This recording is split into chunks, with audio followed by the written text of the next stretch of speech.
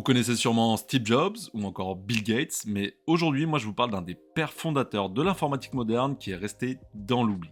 On parle de Douglas Engelbart. Et juste comme ça, sans lui, pas de souris, pas de copier-coller, pas de travail collaboratif à distance et pas d'hyperlien. Il n'a pas juste inventé des outils, il a réinventé notre manière d'interagir avec l'information. Notre ami Douglas, il va naître en 1925 à Portland, dans l'Oregon. Il va grandir à la campagne, entre nature et bricolage, mais malheureusement très jeune, il va perdre son père. Malgré ça, il va garder une curiosité insatiable pour comprendre le monde et construire des choses. Il étudie l'ingénierie électrique et puis il est envoyé comme technicien radar dans la Navy pendant la Seconde Guerre mondiale. Et c'est là, sur une île isolée des Philippines, qu'il tombe sur un article qui va changer le cours de sa vie.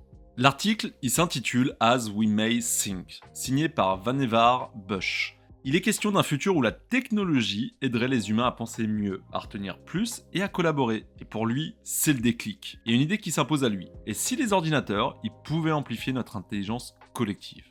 De retour aux États-Unis, il poursuit ses études et obtient un doctorat. Puis, en 1957, il rejoint le Stanford Research Institute. Là, il va fonder un laboratoire qui est complètement à contre-courant, le Augmentation Research Center. Et son objectif, c'est pas de rendre les machines plus intelligentes, mais de rendre les humains plus efficaces grâce aux machines. Le 9 décembre 1968, c'est le moment clé de sa vie à San Francisco parce qu'il fait une démonstration qui reste dans l'histoire sous le nom de The Mother of All Demos. Et pendant 90 minutes, Engelbart y présente au monde pour la toute première fois la première souris d'ordinateur, le texte éditable à l'écran, des liens hypertextes, du travail collaboratif en temps réel, ce qu'on va appeler une forme primitive de visioconférence et même du partage d'écran. Et oui, tout ça en 1968. Il faut bien s'imaginer qu'à l'époque, les ordinateurs ils faisaient la taille d'une armoire et servaient uniquement à faire des calculs. Ce qu'il montre ce jour-là, c'est littéralement le futur. C'est ce qu'on utilise aujourd'hui et tous les jours. Mais à l'époque, Engelbart, il est sûrement trop en avance et ses idées ne prennent pas, personne n'y croit.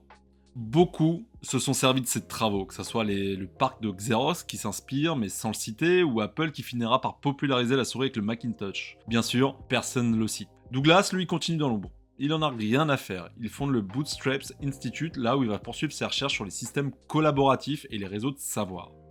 Il a toujours la même vision en tête, créer des outils qui rendent l'humanité plus intelligente ensemble. Il faudra quand même attendre les années 90 pour qu'il reçoive enfin la reconnaissance qu'il mérite. En 1997, il reçoit le National Medal of Technology, et ça a été remis par le président en personne Bill Clinton. En 2001, c'est le prix Turing, et ça équivaut quand même au prix Nobel, mais en informatique. Douglas, il n'a jamais cherché la gloire. Ce qui l'obsédait, c'est de voir jusque où l'humain pouvait aller avec les bons outils. Douglas, il va s'éteindre le 2 juillet 2013 à l'âge de 88 ans. Et aujourd'hui, il est considéré comme l'un des plus grands pionniers de l'informatique moderne.